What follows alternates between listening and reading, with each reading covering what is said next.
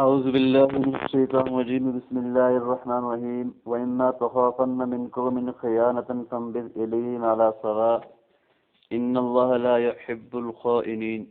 اگر تمہیں کسی قوم سے بدعہدی کا اندیشہ ہو تو تم وہ معاہدہ ان کی طرف سیدھے طریقے سے پھینک دو۔ یاد رکھو کہ اللہ بدعہدی کرنے والوں کو پسند نہیں کرتا۔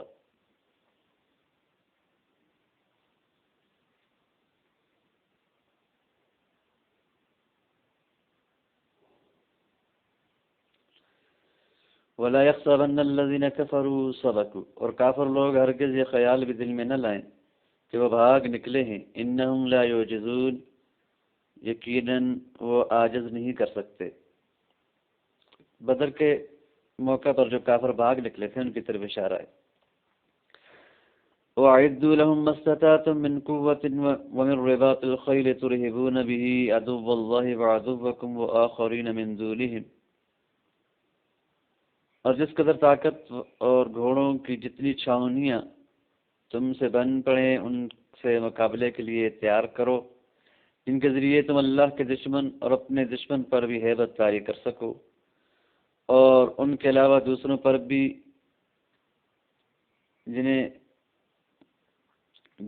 بھی کہ لا تعلمونہم، جنہیں تم نہیں جانتے، اللہ یعلمہم، اللہ انہیں جانتا ہے۔ وما تنفقوا من شیء فی سبیل اللہ، اور تم اللہ کے راستے میں جو کچھ بھی خرچ کرو گے، یوفی الیکم، وہ تمہیں پورا دیا جائے گا، وانتم لا تظلمون، اور تم پر ظلم نہیں کیا جائے گا، اور تمہارے لیے کوئی کمی نہیں کی جائے گی، پورا اجر تمہیں واپس ملے گا۔ قوله تعالی وَإِمَّا تَخَافَنَّ من قوم خیانة، اس آیت کریمہ کے تحت علامہ قرطبی فرماتے ہیں 3 مسئلے ہیں، فی مسئلۃ مسائل۔ اما تخافن من قوم خیانة ای غشا ونقضا للعہد، اگر آپ کا اندیشہ ہے فراڈ کا، معاہدہ توڑے جانے کا، کہ کافر جو ہے معاہدہ توڑ دیں گے، اندیشہ ہے کہ یہ کوئی مسلمانوں کو نقصان پہنچا دیں گے، اس معاہدے کی آڑ میں فَانبِذْ إِلَيْهِمْ عَلَى سَوَاءٍ، تو برابری پر جو ہے وہ آپ سیدھے معاہدے کو ختم کر دیں۔ وَهَذِهِ الْآيَةُ نَزَلَتْ فِي بنی قریظہ کے بارے میں یہ آیت نازل ہوئی۔ وحكى الطبري عن مجاہد قال ابن عطیہ، یہ اس بات کو جو ہے وہ طبری نے مجاہد سے نقل کیا ہے، اور ابن عطیہ کہتے ہیں والذی یظہر من الفاظ القرآن، قرآن کے الفاظ سے جو ظاہر ہوتا ہے وہ یہ ہے کہ ان امر بنی قریظہ انقضى عند قوله فشرد بهم من خلفهم، اس سے پہلی آیت کے اندر جب فرمایا فشرد بهم من خلفهم، تو ان کو ایسے سزا دیجیے کہ ان کے پیچھے جو ان کے جو بعد والے ہیں وہ ان کے ذریعے تتر بتر ہو جائیں سزا دیکھ کر۔ یہاں تک بنو قریظہ کا معاملہ ختم ہو گیا۔ ثم ابتدى تبارک وتعالی فی هذه الآیت بأمره فیما یصنع فی المستقبل، پھر اللہ رب العزت نے ابتدا کی اس آیت کے اندر اس معاملے کی جو مستقبل میں جو ہے وہ پیش آئے کہ جو کرنا ہے، مع من یخاف منه خیانہ، ان لوگوں کے ساتھ جن سے خیانت کا خوف ہو، سالف الدہر، گزرے زمانے تک۔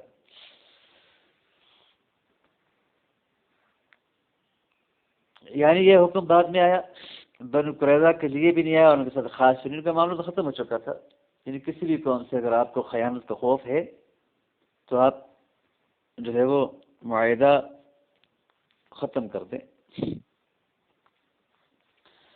وبنو قریظہ لم یکونوا فی حد من تخاف خیانته، بنو قریظہ تو اس وقت ایسی حالت میں نہیں تھے کہ انہیں خیانت کا خوف ہوتا، کیونکہ ان کو تو سزا مل چکی تھی، ان کے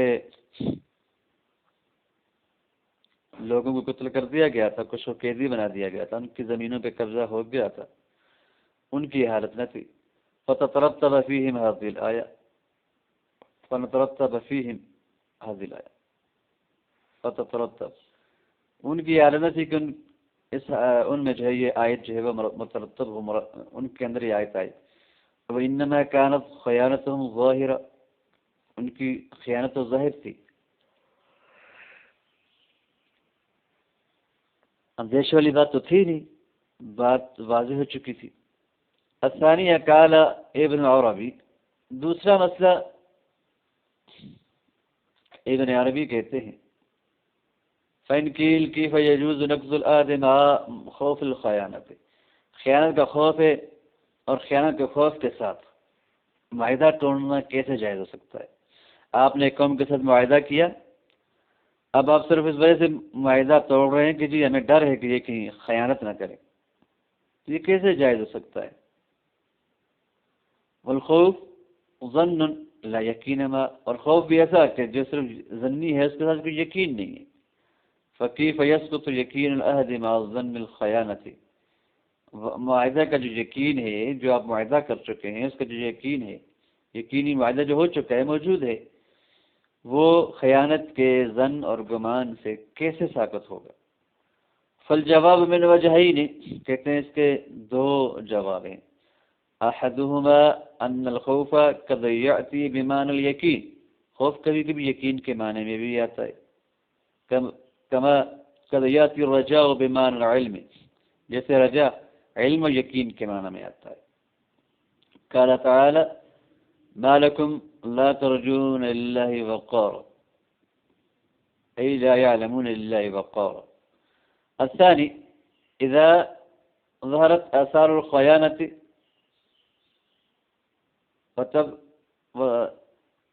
وثبت دلائلها وجب نبذ العہد، خیانت کے جب آثار ظاہر ہو جائیں اور ان کے دلائل واضح ہو جائیں تو پھر معاہدے کو توڑنا واجب ہو جایا کرتا ہے.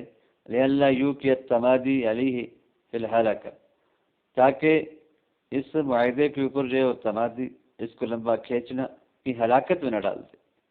وجاز اسکات الیقین ہونا بظن ضرورتاً، یہاں پر یقین کا ظن کے ساتھ جو اسکات ہے یہ ضرورتاً جائز ہے کہ اگر معاہدہ نہیں توڑیں گے تو معاہدے کی آڑ میں کافر نقصان پہنچا دیں گے. اما اذا علم الیقین فیستغنی عن نبذ العہد الیہ، جب یقین سے یہ بات پتہ چل جائے کہ آپ کے ساتھ دھوکہ ہو چکا ہے تو پھر تو ان کی طرف وعدہ توڑنے کے سے جو ہے وہ استغنا حاصل ہو جاتا ہے، پھر تو آپ نے ان پہ حملہ کرنا ہے، پھر تو آپ نے ان کو معاہدہ توڑنے کی سزا دینی ہے. وقد اشار النبی صلی اللہ علیہ وسلم الی اہل مکہ عام الفتح، آپ اہل مکہ کی طرف چلے گئے تھے. لما اشتہر منہم نقض العہد، جب ان سے جو ہے وہ نقض عہد معاہدہ ختم کرنا مشہور ہوا. من غیر ان ینبذ الیہم عہدہم، ان کی طرف جو ہے وہ نبضیات کے بغیر، معاہدہ پھینکنے کے بغیر، ان سے آپ کا معاہدہ توڑنے کے بغیر، تو پھر تو نبض کی ضرورت نہیں ہے. والنبض الرمی والرفض، نبض کہتے ہیں پھینکنے کو، چھوڑنے کو. قال الازہری معناه اذا عدت قوما فخفت منهم النقض بالعہد، جب کسی قوم سے معاہدہ کریں پھر آپ کو اندیشہ ہو ان سے نقض بالعہد کا، معاہدہ توڑے جانے کا. فلا توقبهم سابقا الى النقض حتى تلقي إليهم أنك قد نقضت العهد والمواعظة فيكون في علم النقض مستبين ثم أوقع بهم.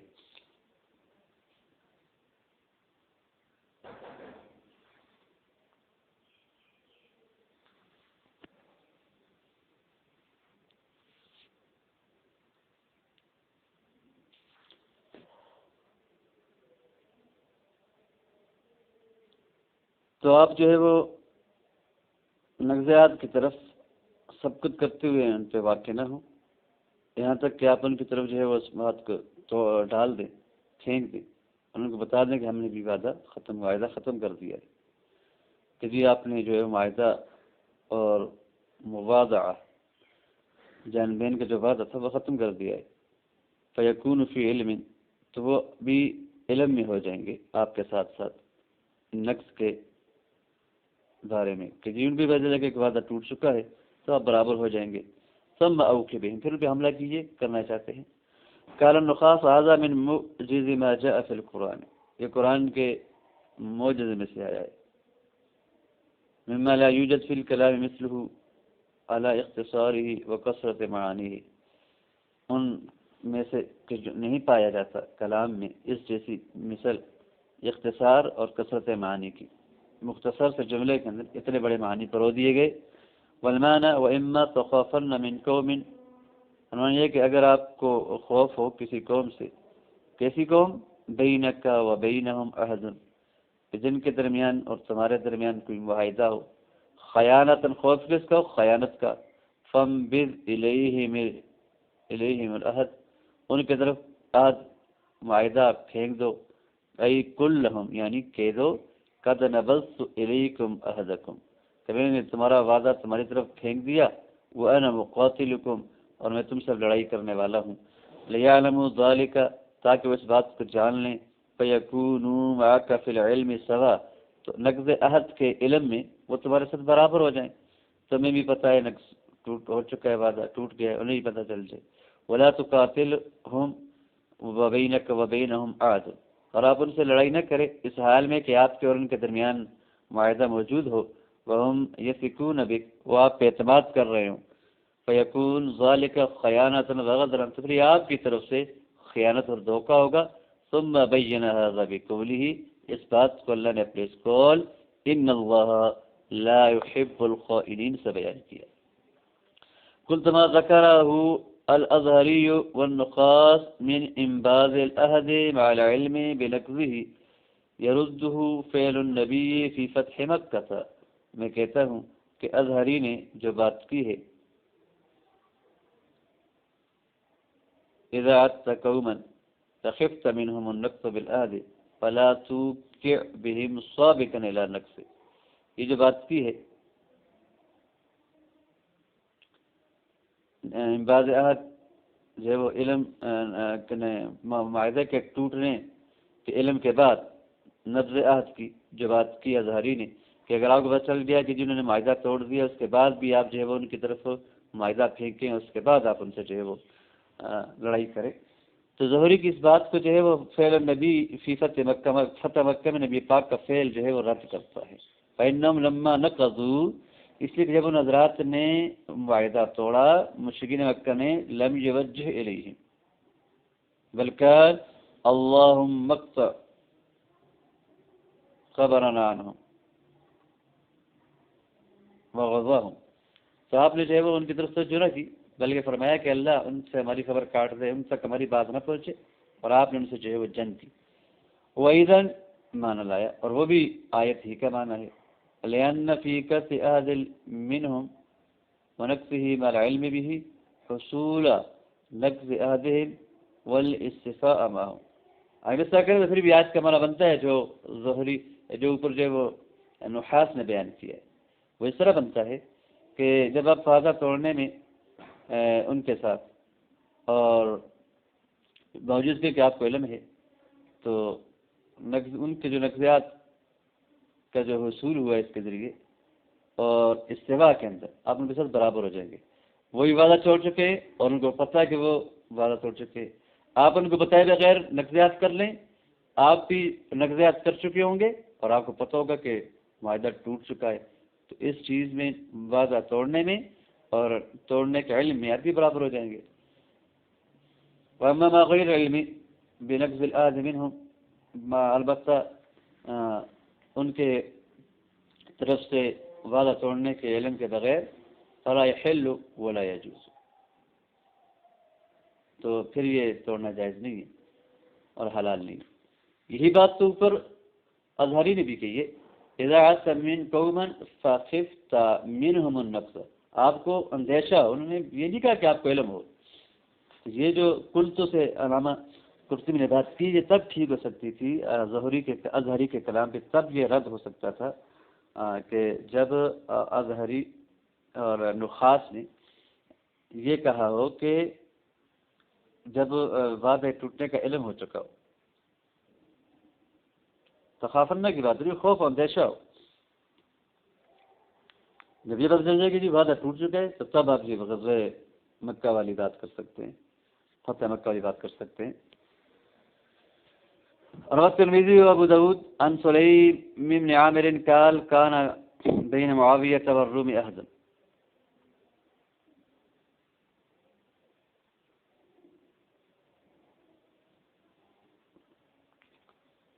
ترمذی اور ابو داود نے سلیم بن عامر سے یہ روایت کی ہے کہ معاویہ اور روم کے درمیان، حضرت معاویہ اور آل روم کے درمیان ایک معاہدہ تھا، وکان یسیر نحو بلادہم لیکرب،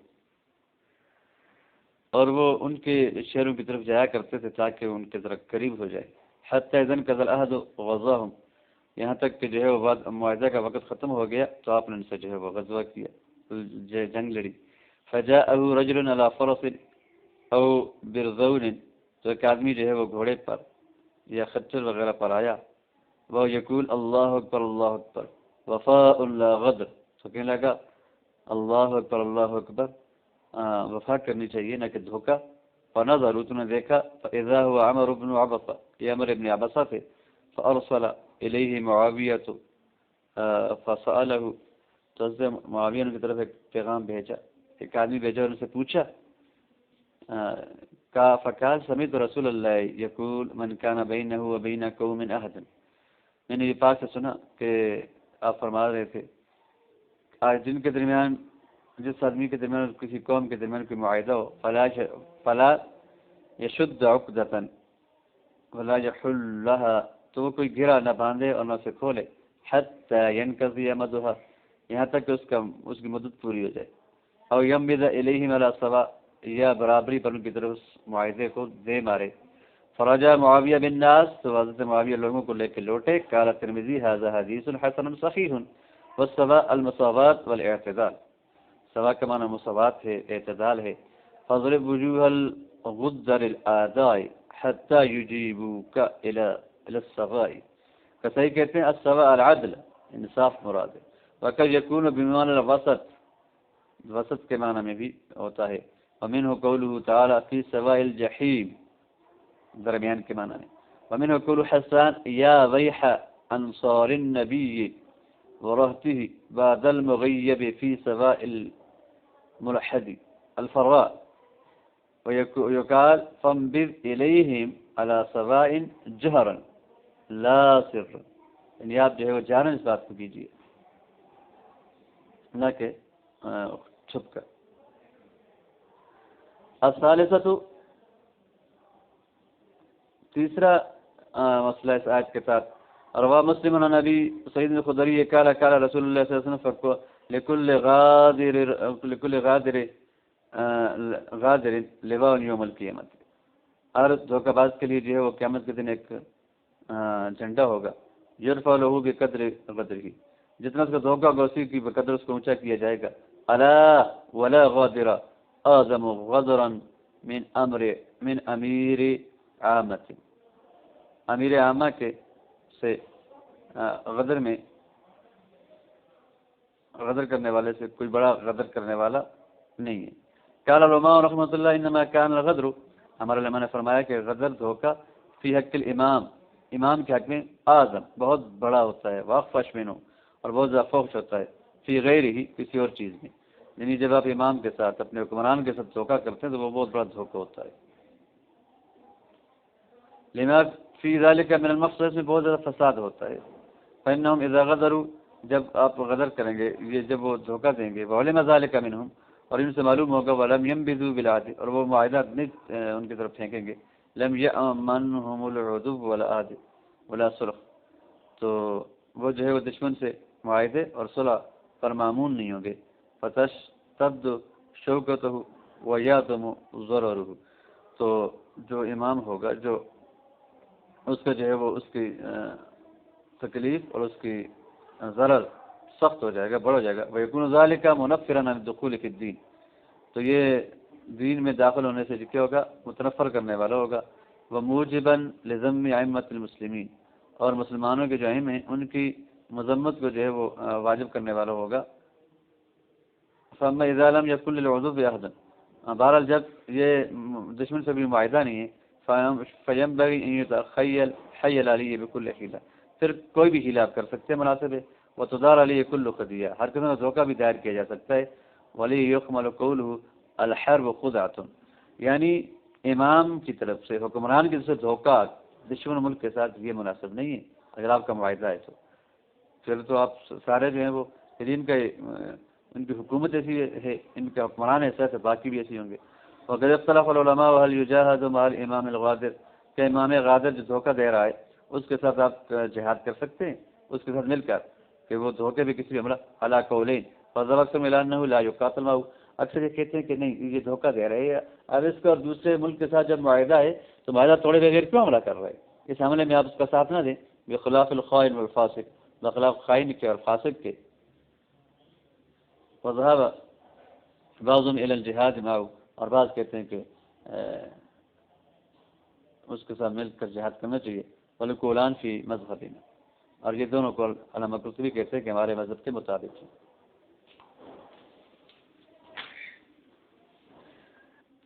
بسم الله الرحمن الرحيم. قوله تعالى ولا يحسبن الذين كفروا سبقوا إنهم لا يعجزون. قوله تعالى ولا يحسبن الذين كفروا سبقوا، کافر یہ گمان نہ کریں کہ وہ آگے بڑھ چکے ہیں، یعنی بھاگ گئے ہیں. ایمن افلت من وقعة بدر سبق الى الحیات، یہ جو بدر کے مارکے سے ہاتھوں سے نکل گئے ہیں وہ زندگی کی طرف بڑھ چکے ہیں، ایسا نہیں ہے، گمان نہ کریں. ثم استانا فقال، پھر ایک نیا جملہ لائے، فرمایا انہم لا یوجدون فی الدنیا، وہ عاجز نہیں کر سکتے دنیا کے اندر، حتی یظفرک اللہ بہم، یہاں تک کہ اللہ آپ کو ان پر کامیابی دے دے. وکیل یعنی فی الاخرہ، اور یہ بھی کہا گیا کہ آخرت کے اندر وہ عاجز نہیں کر سکیں گے، اور یہ قول حسن کا ہے. قال ابن عامر وحفص وحمزہ یحسبن بالجاء والباكون بالطاء ولا تحسبن الذين كفروا، پھر خطاب نبی پاک کو ہوگا. على ان يكون في الفعل ضمير الفاعل، کہ فعل کے اندر جو ہے وہ فاعل کی ضمیر ہے. تحسبن، اے پیغمبر آپ الذين كفروا، یہ مفعول بن جائے گا پھر، لیکن جب یہ یحسبن ہوگا تو الذين كفروا یہ فاعل بنے گا. والذين كفروا مفعول اول وسبقوا مفعول ثاني، پھر یہ دو مفعول ہو جائیں گے تحسبن کی صورت میں، اور یحسبن ہوگا تو الذين كفروا خود فائد ہوگا. وما قراءة الياء فذهب جماعة من النحويين من أبو حاتم أن هذا لحن لا تحل القراءة به، یا کی قراءت کے بارے میں نحویین کی ایک جماعت نے یہ سمجھا ہے کہ یہ ان میں ابو حاتم بھی ہیں کہ یہ جو ہے وہ غلطی ہے، لحن ہے، اور اس سے قراءت صحیح نہیں ہے.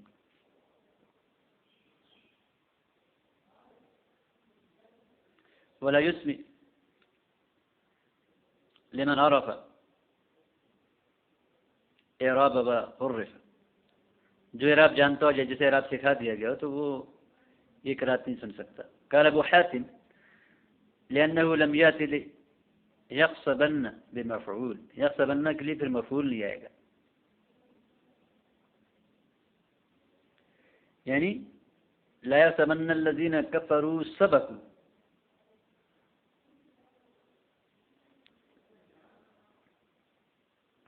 وہ يحتاج إلى مفعولين، حالانکہ وہ دو مفعول کی طرح محتاج ہوتا ہے. قال النخاس وهذا تحامل شديد، یہ بھی سخت بات. والقراءة تجوز، قراءة جائز ہے. ويكون المعنى ولا يحسبن من خلفهم الذين كفروا سبقوا، جو ان کے پیچھے ہیں وہ یہ گمان نہ کریں کہ کافر آگے بڑھ چکے ہیں. فيكون ضمیر يعود على ما تقدم، ضمیر علامہ تقدم پہ کی طرف نازل ہوگی، لوٹے گی ما قبل کی طرف. الا ان القراءة بالتاء ابين، البتہ جو تا کی قراءت ہے وہ زیادہ واضح ہے. المہدوی کہتے ہیں ومن قرأ بالياء احتمل ان يكون في الفعل ضمير النبي، کہ جن حضرات نے یا کے ساتھ پڑھا یہ بھی احتمال ہے کہ ان کے نزدیک بھی جہیز میں ضمیر نبی کی ہو.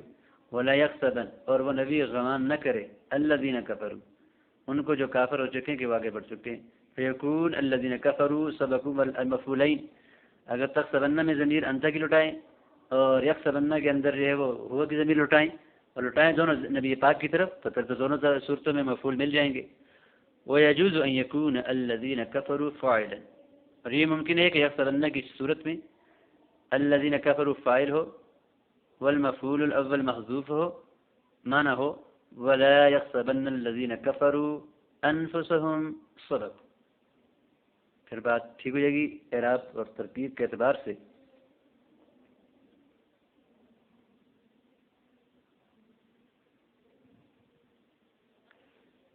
یہاں پر ولا يحسبن الذين كفروا سبقوا انهم لا يعجزون، ولا يحسبن الذين كفروا سبقوا کہ جو ہے وہ دو قراتیں اور دونوں قراتوں کے اندر جو ہے ترکیب بدل جاتی ہے. ولا تحسبن الذين كفروا سبقوا پہ کوئی اعتراض نہیں ہوتا.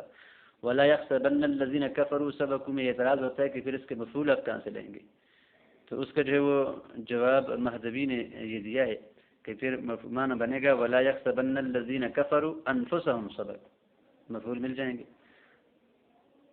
مکی کہتے ہیں یجوز ان یضمر مع سبقوا، سبقوا کے ساتھ جو ہے وہ ضمیر نکل جائے، ان نکلا جائے. فیسد مسد المفعولین، جب ان نکالیں گے تو یہ ان مسئلے کی تعویل بھی ہوگی، مفعول بن جائے گا اور یہ دو مفعولوں کے قائم مقام ہو جائے گا. تقدیری عبارت بنے گی ولا يحسبن الذين كفروا ان سبقوا، فهو مثل احسب الناس ان يتركوا، تو یہ پھر احسب الناس ان يتركوا کے مطابق ہو جائے گا. فی سد ان مسد المفعولین، کہ ان جو ہے یہ دو مفعولوں کے قائم مقام ہونے میں. جس طرح حسب الناس ان يتركوا میں ان کی وجہ سے ان يتركوا یہ دو مفعولوں کے قائم مقام ہے، حسب دو مفعولوں کو جاتا ہے. تو اسی طرح جو ہے یہاں پر آپ ان مقدر نکالیں گے ان سبقوا، تو یہ دو مفعولوں کے قائم مقام ہو جائے گا. وقرأ ابن عامر، ابن عامر نے قرأت کی ہے انہم لا یوجزون بفتح الحمزہ، حمزہ کی فتح کے ساتھ.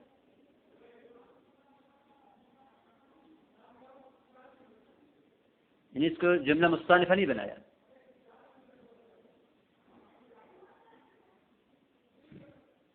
واستبعد هذه القراءة ابو حاتم وابو عبید، ابو حاتم اور ابو عبید نے اس قراءت کو بڑا بعید جانا ہے.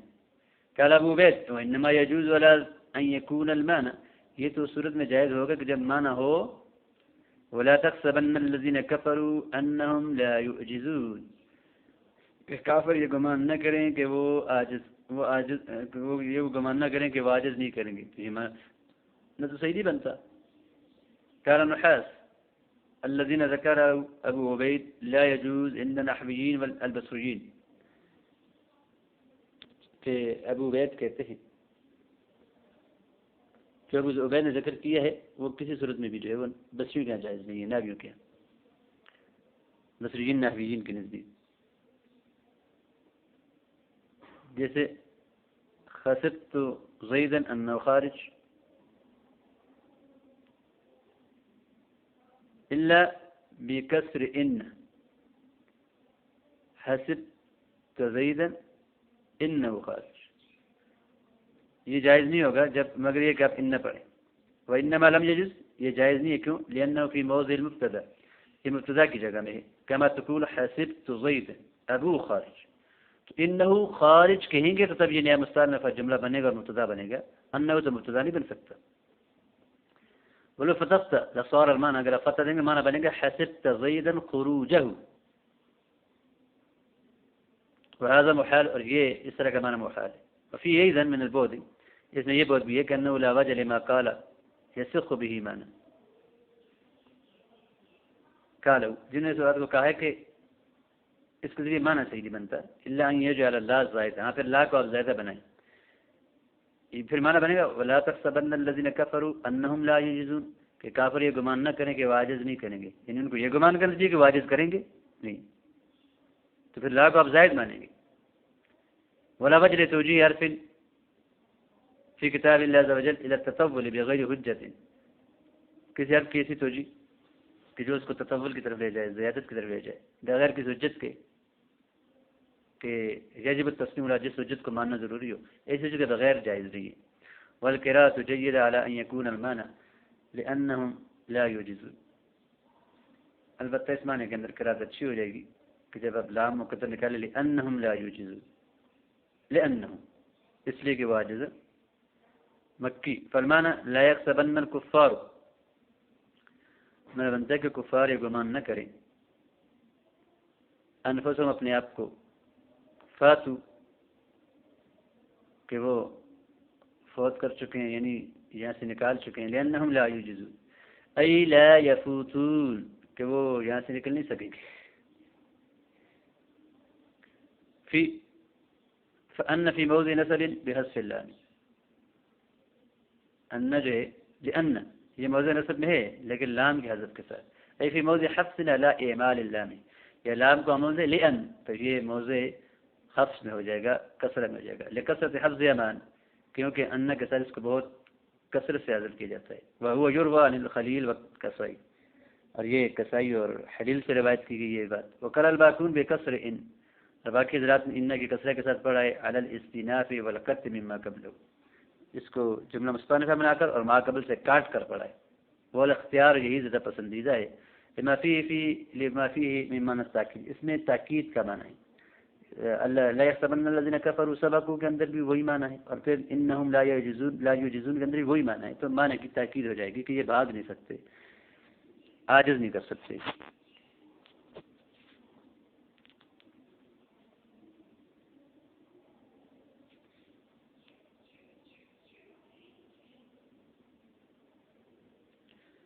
وَلِأَنَّ الجماعت علی، اور دوسری بات یہ کہ اسی قرات پر استئناف والی قرات پر جماعت کی ہے کہ اکثر کی یہی جماعت ہے.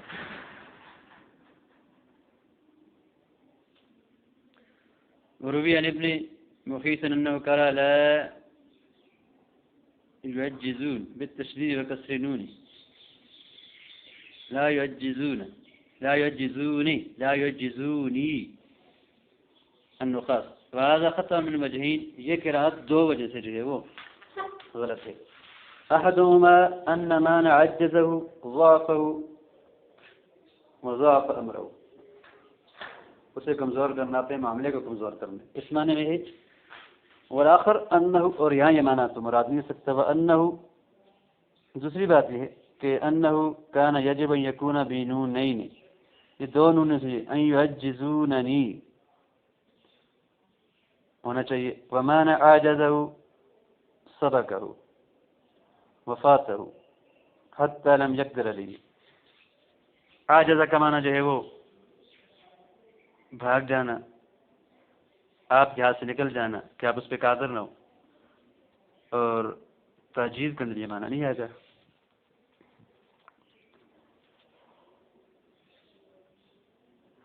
قوله تعالی وَأَعِدُّوا لَهُم مَا اسْتَطَعْتُم مِّن قُوَّةٍ وَمِن رِّبَاطِ الْخَيْلِ فِيهِ 6 مسائل، 7 مسئلے، 6 مسئلے. الأولى قوله تعالى وأعدوا لهم، أمر الله سبحانه المؤمنون بإعداد القوة للأعداء بعد أن أكد تقدمة التقوى.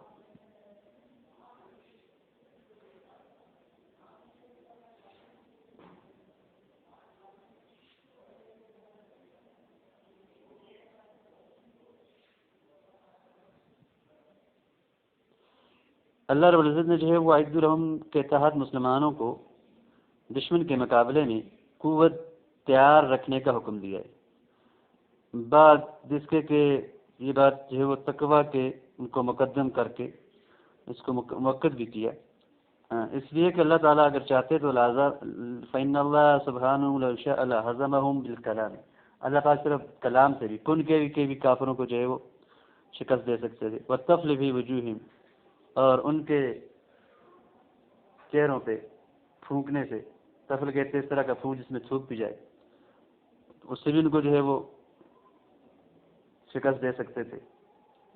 وہ بحفنۃ من تراب کما فعل رسول اللہ صلی اللہ علیہ وسلم، اور ایک مٹھی مٹی ڈالنے سے بھی جو ہے وہ ان کو ہلاک کیا جا سکتا تھا، اور شکست دی جا سکتی تھی، جیسا کہ نبی پاک صلی اللہ علیہ وسلم نے کیا.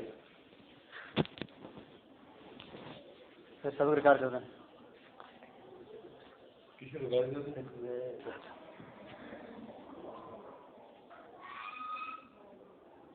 ولكن اراد ان يبتلي بعض الناس ببعض، لیکن اللہ نے یہ ارادہ کیا کہ لوگوں کو ایک دوسرے کے ساتھ جو ہے وہ مبتلا کرے، آزمائی، بعلمی السابق و قضاء النافذ، اپنے علم سابق اور اپنی قضاء نافذ کی وجہ کے ساتھ، کہ اللہ کا علم تو پہلے سے موجود ہے، اللہ کو پتہ ہے کون مسلمان رہے گا، کون کافر ہوگا، کون جنگ کرے گا اور کون جو ہے کس طرح کرے گا، اور اللہ کو اپنی قضاء کا بھی پتہ ہے کہ وہ پہلے سے نافذ ہے، جو اللہ نے کرنا ہے وہ ہو کر رہنا ہے، لیکن یہ اللہ نے لوگوں سے کروانا ہے۔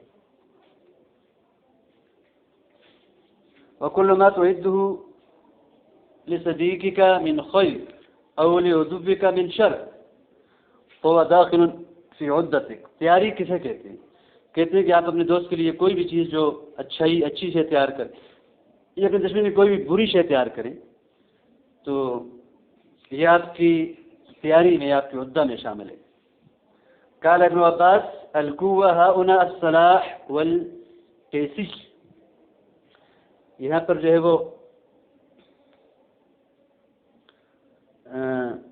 قوت سے مراد اسلحہ مراد ہے اور کوس کمان مراد ہے، یہ تلواریں وغیرہ کسی بھی قسم کا جو اسلحہ ہو وقت کے لحاظ سے وہ مراد ہے۔ آج کل مسائل، ٹیکنالوجی، جنگی طیارے اور باقی چیزیں مراد ہیں۔ وفي صحيح مسلم عن عقبة بن عامر قال سمعت رسول الله صلی اللہ علیہ وسلم وهو على المنبر يقول، کہتے ہیں کہ میں نے نبی پاک کو سنا آپ منبر پہ تھے کہ آپ کہہ رہے تھے وَأَعِدُّوا لَهُم مَّا اسْتَطَعْتُم مِّن قُوَّةٍ أَلَا إِنَّ الْقُوَّةَ الرَّمْيُ، آپ نے یہ آیت پڑھی اور اس سے جو ہے وہ سنو، قوت سے مراد جو ہے وہ تیر اندازی ہے، أَلَا إِنَّ الْقُوَّةَ الرَّمْيُ، أَلَا إِنَّ الْقُوَّةَ الرَّمْيُ، آپ نے 3 دفعہ اس کی تشریح کر دی، اس سے تیر اندازی مراد ہے۔ آج کل کی تیر اندازی جو ہے اور آج کل کے جو تیر ہیں اس زمانے کے وہ میزائل ہیں، میزائل ٹیکنالوجی ہے، اور آنے والے زمانے میں شاید اس سے بھی آگے کی ٹیکنالوجی ہو، تو جس قسم کی بھی ٹیکنالوجی مسلمانوں کو جب بھی ضرورت ہو تو وہ مراد ہے۔ وهذا نص رواه عن عقبة أبو علي تمامه من علي تمامة بن الشفيج الهمداني وليس له في الصحيح غيره۔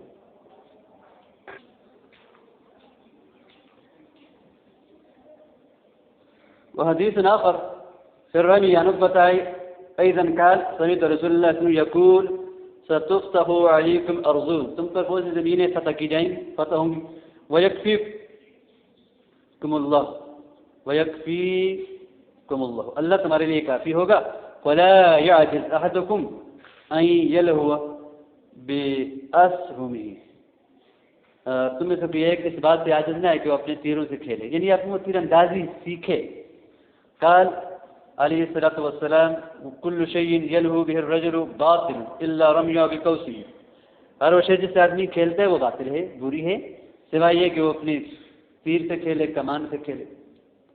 وتدیبہ فرسہ، وہ اپنے گھوڑے کی تادیب کرے، وملاعبتہ آلہ، اور اپنی گھر والی کے ساتھ وہ ملاعبت کرے، فإنہ من الحق، یہ حق ہے۔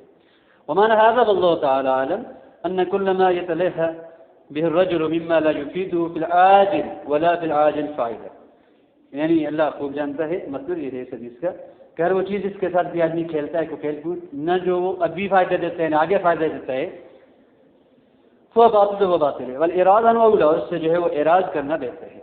وهذه الأمور الثلاثة، یہ جو 3 کام ہیں، فإنه وإن كان يفعلها على أنه يتلهى بها وينشط، یہ کام اسی مقصد کے لیے جاتے ہیں کہ اس سے وہ کھیل کود ہوتا ہے، نشاط حاصل کرتا ہے، فإن حق، یہ حق ہے، لاتصالها بما يفيد، اس لیے کہ یہ ما يفيد کے ساتھ متصل ہوتے ہیں۔ تیر اندازی سیکھتے ہیں، آپ کو جنگ میں کام آئے گی، گھوڑے کو تعدیب کرتے ہیں، وہ آپ کو جنگ میں کام آئے گا، بیوی کے ساتھ ملاحبت آپ کو جو ہے وہ اولاد دے گی۔